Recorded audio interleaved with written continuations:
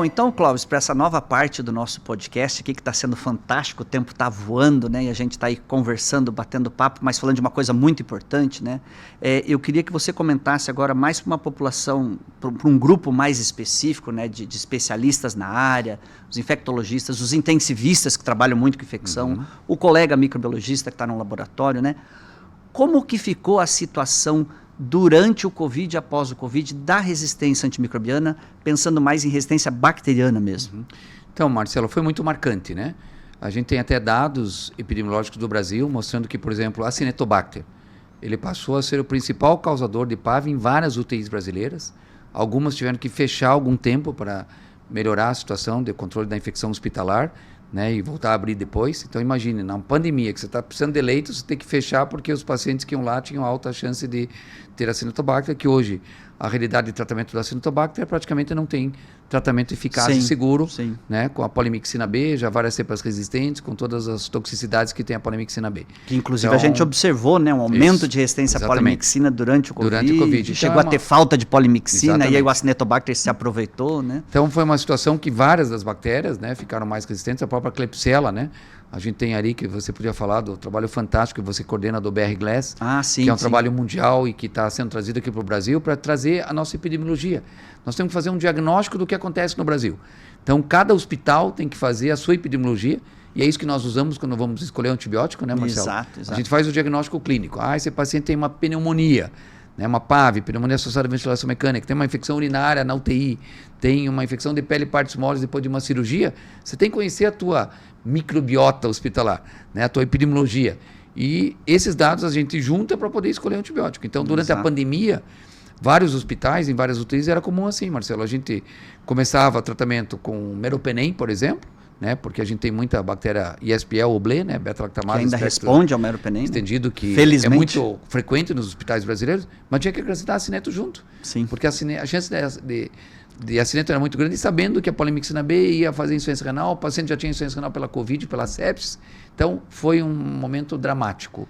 E muitos pacientes acabaram a vir a óbito por conta da infecção pelo multiresistente, ou das suas consequências, né? Como a própria insuficiência renal, que aumenta muito a letalidade do paciente séptico. E acho que houve um momento assim, aquele momento que você comentou no outro episódio, né?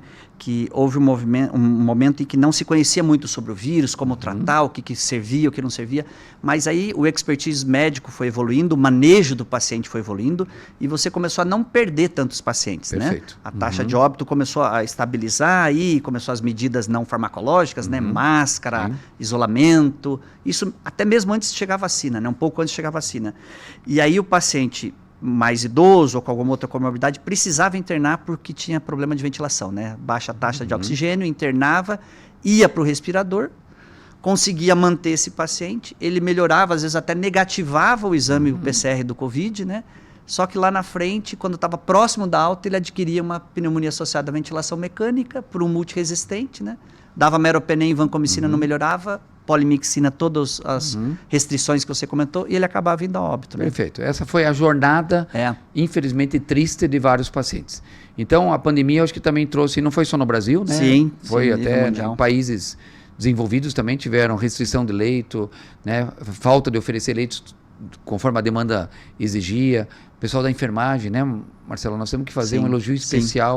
Nossa, eles são verdadeiros heróis. Né? Eu tive situações que vou ser sincero para você, às vezes eu era mais psicólogo que médico. Eu cansei de ter assim, ir no hospital e daí passando visita, daqui a pouco tinha uma enfermeira chorando porque ela já estava 24 horas de plantão e tinha sido acabado de avisar que a colega que assumia o plantão às 7 da noite estava com Covid, e aí se ela não podia ficar mais uma noite, e ela ali com toda a situação do risco dela também ser infectada, porque você sabe, com o cansaço, acaba também a gente... A negligência, né? Normal do ser humano, né? Os EPIs, a gente acaba, né, sem querer, contaminando com a mão e tudo. Então, foi uma situação de guerra que a gente viveu num ambiente que a gente pensa assim, né? O que nós podíamos fazer melhor. Né? Eu acho que, de modo geral, foi uma situação da parte médica, de enfermagem, dos profissionais de saúde, de verdadeiros heróis. Não estou falando de nós, estou falando dos outros, né? Enfermeiros, psicólogos, né? E outras especialidades, os intensivistas, os hospitalistas, os geriatras, muitos ajudando a gente, né? Nós tivemos situações lá no Hospital Nacional das Gases, que os oncologistas foram pelo menos para prescrever, falar com a família. Exato. Então, foi um momento, a gente fez um protocolo que, né, o neurologista seguiu o protocolo, às vezes ele só ligava, né? Clóvis, esse paciente tem isso, eu mudo alguma coisa aqui, né? Em vez de ficar em casa esperando, ele foi lá ajudar, foi para frente da guerra, né? Foi uma tática de guerra então, foi mesmo, uma situação ímpar, mas eu vejo agora também, né, Marcelo, a área da microbiologia evoluiu muito. Sim. E eu acho que hoje o grande desafio para o clínico, para o médico que trabalha em hospital, é ele saber usar bem as ferramentas que ele tem. Porque nós temos desde aquela microbiologia tradicional, né, da bacterioscopia cultura antibiograma, que cá entre nós, bem feita, continua sendo muito importante para nós. Talvez num tempo não adequado, mas funciona. Levar seus 3 dias para ter um resultado que obviamente não é ideal, até o PCR multiplex, que em 2 horas você pode dizer, este paciente tem uma PAV por Klebsiella produtora de KPC. Que é o então, avanço da tecnologia, né? Que é fantástico, né? E aí com isso, o mal de Toff, né? Que uma vez você, em segundos cresceu, identifica, né? Você tem lá em poucos minutos, você diz, olha, o mal de Toff é a Ferrari do laboratório de microbiologia. Pseudomonas aeruginosa. Aí você já sabe, né? Eu não tenho antibiograma na mão, mas se é Pseudomonas, obviamente já me ajuda Numa muito. UTI, já vou tomar saber como é que é o perfil. E aí vem uma parte que você levantou ali, né? Uma bola que você levantou para que eu comentasse do BR-Glass, né? Qual que é o BR-Glass é um projeto do Ministério da Saúde, né? Segue uma recomendação da OMS, que é o GLASS, que é um programa mundial, para você ter a epidemiologia das bactérias, mas não só das multiresistentes, né? Então você coleta os dados do laboratório como um todo, né? Toda a rotina microbiológica, compila esses dados. Nós começamos o piloto aqui no Paraná em 2019, né? Você lembra, Nossa Senhora é um dos hospitais onde você trabalha que participa, e a gente foi avançando, e agora nós estamos já com dados de Rio de Janeiro, Minas Gerais, Rio Grande do Sul, Bahia, Amazonas, sendo trabalhado também, né? Então a gente espera até aí, meados do 2º semestre, ter esses dados para que os médicos, os microbiologistas saibam o que está acontecendo, né? Então, porque uma pergunta muito comum assim, você tem, positividade de KPC lá no LACEN, Piloneto, como é que tá? Bom, tais 70% das Klebsiellas que eu recebo são KPCs positivas, porém é uma amostra que tem um viés, né? É o pico do iceberg, como a gente costuma dizer, né? Então, a gente recentemente publicou no Clinical Infectious Disease, a convite do CDC, né, um suplemento bem importante, né, de epidemiologia das carbapenemases no Brasil, 7 anos de estudo. E a gente viu exatamente o que você falou, né? Durante o Covid a coisa agravou muito. O acineto subiu muito, a resistência à polimixina, a NDM... Que era 0 em 2015, agora está em 39%. Nossa, e está assim, super preocupante. Eu queria que você comentasse, do ponto de vista clínico e de tratamento, qual que é a preocupação que a gente tem que ter em relação ao aumento do acineto, que você já falou, né?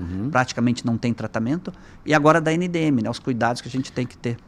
Especificamente para as Klebsiellas produtoras de carbapenemase, né, Marcelo, nós tivemos alguns avanços muito importantes, né?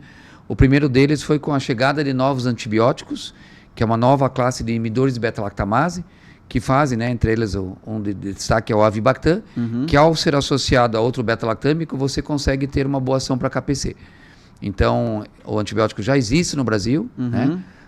É uma situação que a gente, obviamente, às vezes tem dificuldade de conseguir para o paciente SUS, porque no paciente de convênio, o convênio paga o que você prescreve, claro, com algumas situações de protocolo. O SUS, a instituição recebe um valor fixo que acaba não podendo, às vezes, gastar 1.500 ou mais por dia que custa um antibiótico desse. Então, para KPC, a gente já evoluiu muito no tratamento. É um antibiótico que é um beta-lactâmico, né, com inibidor de beta-lactamase, portanto, muito seguro, né? Os beta-lactâmicos representam 75% dos antibióticos que a gente usa na medicina, né? 75% a 80%. Então, tem segurança, não tem problema da nefrotoxicidade, neurotoxicidade, pelo contrário, praticamente toxicidade simples, assim, de eventualmente náusea, outro caso de diarreia. Efeitos adversos esperados, né? Leves, sem maior gravidade. Né? Por outro lado, tem essa limitação de custo para o paciente SUS. Né? Mas, enfim, nós hoje temos uma ferramenta terapêutica melhor. Já para a NDM nós não temos, né, Marcelo? Então, para a NDM você tem que associar o Aztreonam com, né, ceftriaxona Avibactam para pegar o componente Avibactam e mesmo assim numa dose que não é o ideal. Né? E tem um outro antibiótico que é já o Aztreonam com o Avibactam, aí os dois juntos no mesmo fármaco, mas esse talvez vai demorar um pouquinho mais para a gente ter aprovação. Tem um outro chamado Cefidrocol, que também tem ação, para NDM, eventualmente para KPC, até para Até pra Cineto, Cineto, né? mas ainda não temos no Brasil. Sim. Então a gente vê às vezes uma luz no fundo do túnel para tratar esses pacientes, mas Está distante, a luz ainda está né? distante, né? Né? Percorreu... Por outro lado, você sabe que às vezes, né, uma medicação nova que chega nos Estados Unidos e na Europa, geralmente ali entre 3 a 5 anos costuma chegar no Brasil. Então a gente também tem a expectativa que a gente possa também oferecer para os pacientes, para tratar essas bactérias, que até o termo em inglês hoje é difíceis de tratar, né? Difficult to treat resistant bacteria. Bactérias, né? O termo é muito bom, né? São bactérias difíceis de tratar porque são resistentes a todos os antibióticos habituais que a gente estava acostumado a usar. E Clóvis, acho que assim, apesar desse cenário, dessa dificuldade, do aumento da resistência, né?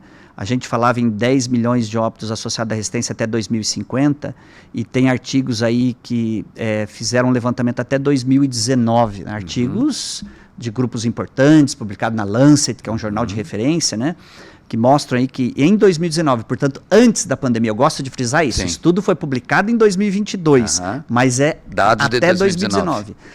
Já tinha uma estimativa aí de óbitos associados a multiresistentes na faixa de 5 milhões. Então já bateu a metade, né? E nós estamos em era 2019, faltava ainda 31 anos para 2050.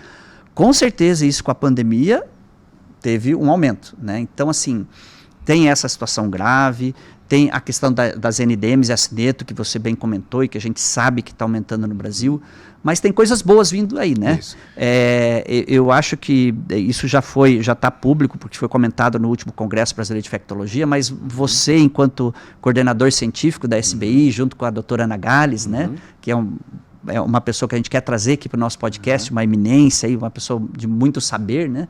E muito reconhecida nacional e internacionalmente, como você, vocês estão coordenando um consenso, né, de tratamento de bactérias multiresistentes. Isso. Acho que isso para o intensivista, para o clínico, mesmo para o infectologista que não está tão próximo dos grandes centros, né, vai ser uma ferramenta muito útil, né, Clóvis? Sem dúvida, né, Marcelo? Temos a honra de você também participar, porque eu acho que essa dobradinha microbiologia com infectologista, desde o início falei, só vai dar certo se a gente tiver essa dobradinha das duas especialidades, né? Vai ser fundamental para ajudar os colegas a nortear justamente como tratar essas bactérias difíceis de tratar. Então é um projeto que já começou antes de eu ser presidente da SBI, quando eu era diretor científico da SBI. Aí, claro, veio a pandemia, tudo ficou para segundo plano, e agora nós estamos com o documento praticamente aí pronto ou prestes a publicar nos próximos poucos meses. Foi uma honra ter sido convidado para participar, para colaborar, né? Porque realmente vai ser um documento importante, né? E como eu falei há pouco, né, Marcelo, é dinâmico, né? Então, a gente sabe que o que a gente publica hoje, daqui a pouco você já vai ter que fazer um adendo, um suplemento, porque as coisas mudam.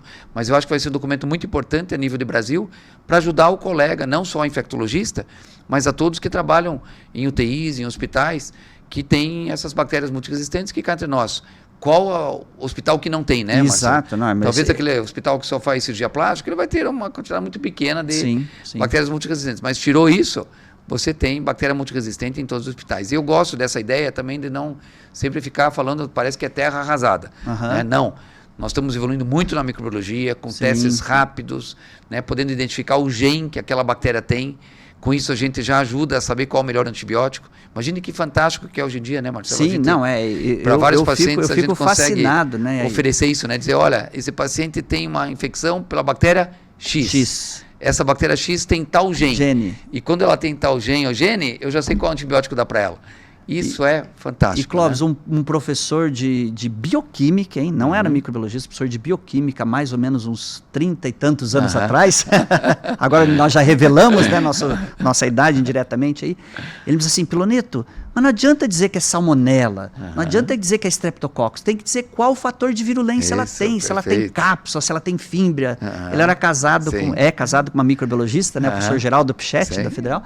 Então ele dizia assim, aquilo me marcou. E nós estamos muito próximo disso, né, Clóvis? Com as ferramentas aí nós vamos falar, episódio especificamente sobre o uso racional do diagnóstico, assim como o uso racional de antimicrobianos, né? Então a gente tem todo um planejamento aí, né? Uma lista enorme de episódios aí, pessoas muito capacitadas para falar sobre isso, mas assim, nós estamos muito próximos disso, isso virar rotina. Hoje ainda está na pesquisa, mas hoje eu consigo, através do genoma completo, em 2 dias depois que eu isolo a bactéria, dizer o viruloma e o resistoma, né? Está aqui o conjunto de genes, né? Então isso vai ser uma informação muito rica para vocês, né? E nós temos hoje já, né, possibilidades de diagnóstico comercialmente disponível no Disponíveis. Brasil, né, Marcelo, de você isolar a bactéria em questão de 2 horas e já tem o seu gene. Sim. Claro sim. que, por exemplo, você pega uma infecção por pseudomonas, geralmente não é por produção de beta-lactamase. De genes. Aí de você resistência, já não vai saber, mas Aham. sabendo que é pseudomonas já ajuda muito. Não, com certeza. Então, do ponto de vista prático, eu gosto de dizer que hoje a gente está muito bem servido. Sim. As bactérias criaram resistência, cada vez estão criando mais porque elas querem sobreviver, são seres vivos, e nós queremos matá-las para salvar o nosso paciente, e nós temos hoje ferramentas boas no diagnóstico e também na terapêutica. Exato. Então, acho que isso é importante também compartilhar. Por a gente ter tanto sucesso de tratar, às vezes quando você tem um paciente que você perde com infecção, você acaba com o teu mês. Mesmo sabendo que você fez o melhor pelo paciente, possível. Mas puxa, como é que ele foi chegar num ponto de ter uma bactéria que eu não tenho mais o que oferecer para ele? Né? Voltar à era pré-antibiótico. Eu acho que nós estamos vivendo um momento muito interessante, né? A Covid tem muito a ver com isso, né? Porque eu lembro que a gente fazia o processo de autorização dos laboratórios que faziam biologia molecular na época da H1N1. Você trabalhou muito intensamente nisso também, eu lembro, né? E a época eu estava num cargo de uma posição de direção no LACEN, então tudo passava muito por mim. E o que a gente teve que fazer? Nós conseguimos autorizar 3 laboratórios a fazer biologia molecular. Agora, no Covid, mais de 100 laboratórios no Paraná faziam biologia molecular. Então, isso desafogou, né? Capilarizou. E aquilo que você comentou no primeiro episódio. Né, exato. Qualidade. Esse avanço da tecnologia, ele não retrocede mais. O paciente que ia na farmácia e fazia um teste rápido para Covid, em 5, 10 minutos ficava sabendo, agora ele quer para fazer do vírus da influenza, já vai chegar para dor de garganta para descobrir se é bacteriano ou viral, vai ser mais um avanço, né? E está chegando muitos testes rápidos aí, então isso vai ajudar muito.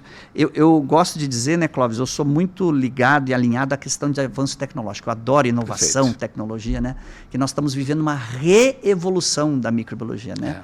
Assim, sem querer ser muito otimista, né? Mas comparável ao que houve lá na época de ouro da microbiologia, lá no final da década do século XIX, né, 1880, com Pasteur, Robert Koch.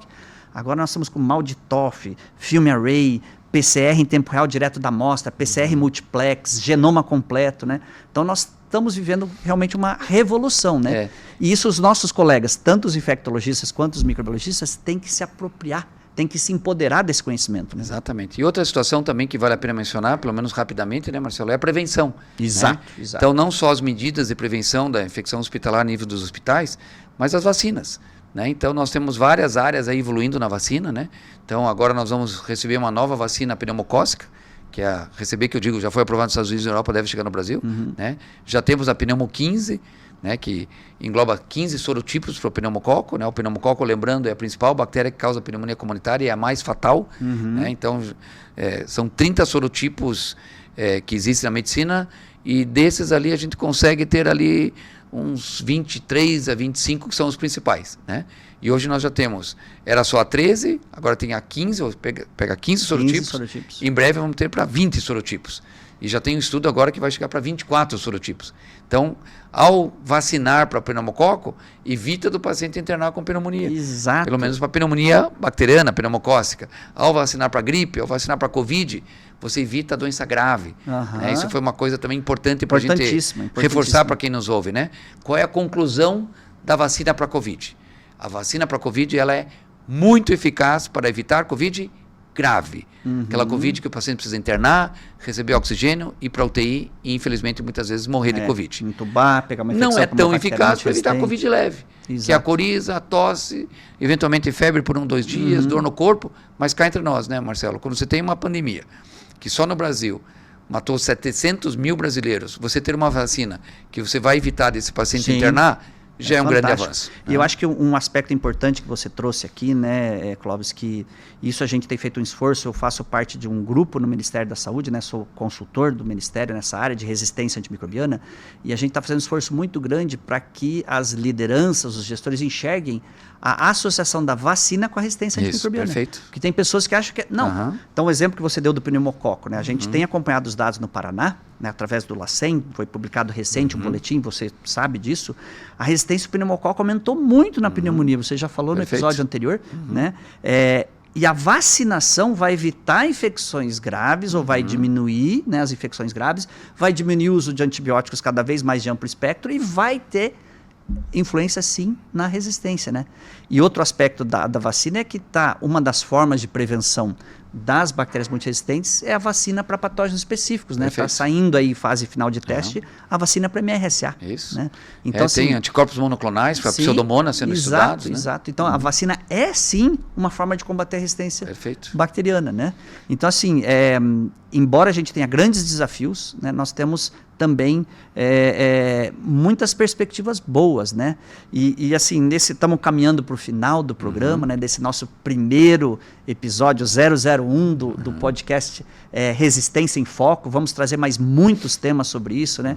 Temos aqui um nobre colega que conhece muito da área, mas eu queria fazer umas provocações gerais do que você falou anteriormente, né, lá na nossa primeira parte desse episódio 001, que foi o seguinte: o antibiótico que você toma enquanto paciente, ele vai ser eliminado no esgoto.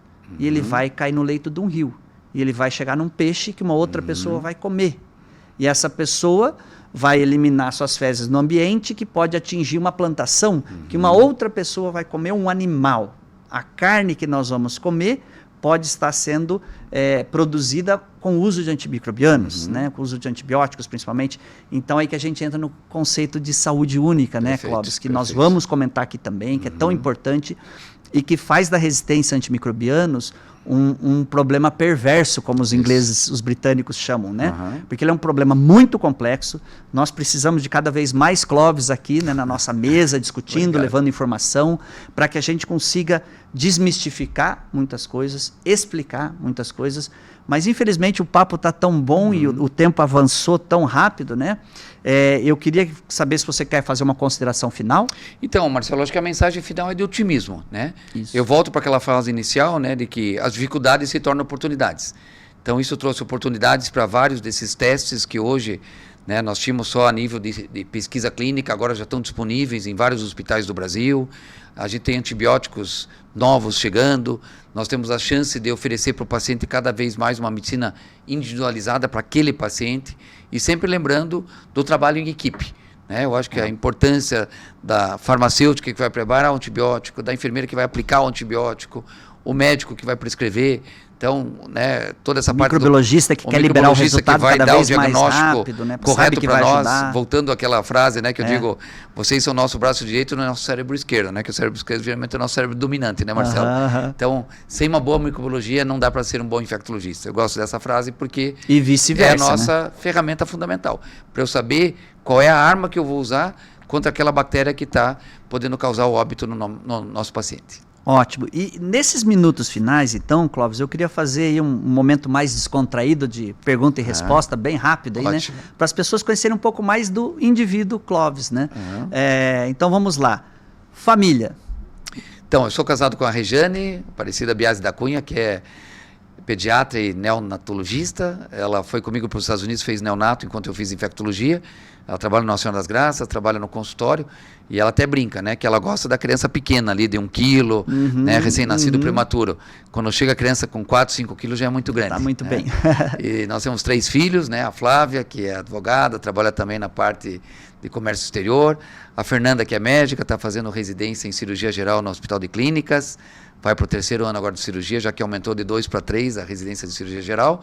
E o Eduardo, que é meu parceiro de pádel, que é um dos esportes que eu gosto e faço como hobby, está terminando engenharia civil, engenharia elétrica na Federal. Deve se formar no meio do ano. Então, cada um numa área, advogada, médico e engenheiro. Isso é muito bom, né? E corajoso, né? Pai de 3 filhos é corajoso hoje em dia, né? Os não médicos reclamam que às vezes o papo em casa é de muita medicina, né? Então a gente tem que ter esse cuidado, né? Exatamente. Um filme, Clóvis. Então, eu gostei muito, que eu acho que traz também uma importante mensagem, né? O filme da Viola Davis, né? Que ela tem 2 ou 3 filmes, mostrando a mulher negra, né, que eu acho que a gente vive num mundo, né, Marcelo, que eu fico tão triste quando eu vejo, né, essa situação às vezes de perseguição por gênero, por raça, por religião. É uma coisa muito triste da nossa sociedade. Então, quando você vê uma mulher negra, né, que hoje está sendo uma das principais atrizes do mundo, Exato. e traz uma mensagem, né, da importância da mulher, eu acho que cada vez mais a gente tem que pensar assim também no Brasil. Sim, né? Com certeza. De evitar toda essa situação que às vezes acontece de agressões, né, quer físicas, quer emocionais, baseado em sexo, religião. Exato, não tem... Então isso não pode acontecer mais. Nós temos que coexistir, né? Cada isso vez é uma mais, evolução né? da sociedade. Exato, né? exato.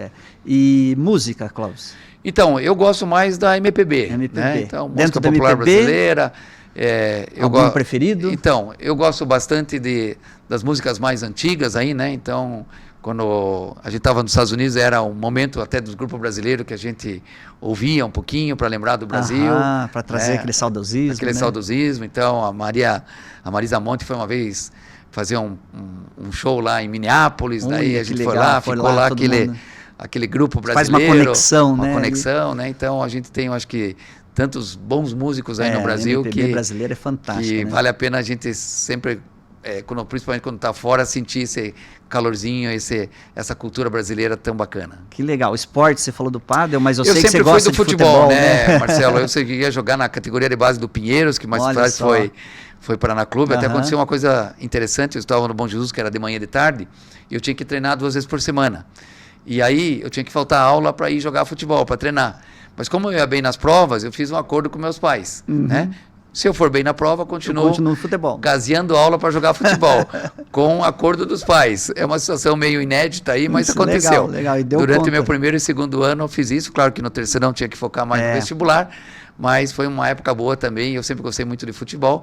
Claro que torço pro Coxa, que não está tão assim por cima, mas faz parte também a resiliência que a gente tem que criar, né, Marcelo? Em todas as áreas da nossa vida pessoal e também até quando a gente torce para um time de futebol. Né? Exato, tem que ter resiliência. Mas que bom, perdeu o futebol, talvez um grande talento, né? Mas ganhou a medicina e infectologia, obrigado. Né? Bondade do amigo. Não, imagina. Clóvis, eu queria te agradecer mais uma vez por essa excelente conversa, né? Extrapolamos o tempo, mas foi um bate-papo muito legal, né? Espero tê-lo aqui outras vezes, assim como vários dos nossos colegas, né? E acho que começamos com o pé direito. Muito obrigado a todos que nos ouviram e até o próximo episódio. Marcelo, tenho certeza que vai ser um grande sucesso, né? Cabeçado por você, sempre que você faz qualidade, é sinônimo de qualidade, de coisa boa. Parabéns pelo podcast, parabéns por todos esses programas que vão vir e tenha certeza que foi uma enorme honra estar aqui com você no programa 001. Muito obrigado, Clóvis. Muito obrigado mesmo.